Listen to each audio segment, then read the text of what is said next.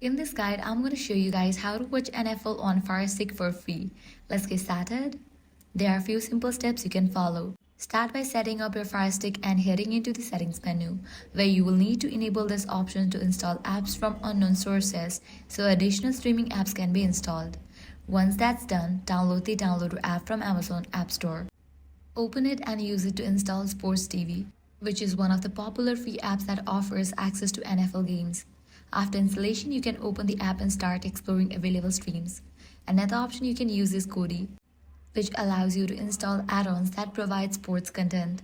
After installing Kodi, you can add repositories and enable add-ons like Sports Devil or C Cloud TV, which offers access to various sport channels including NFL coverage. To keep everything running smoothly, make sure your Fire Stick stays updated and occasionally check for new apps or add-ons. With everything set up, you'll be ready to enjoy NFL games throughout the season without missing a moment.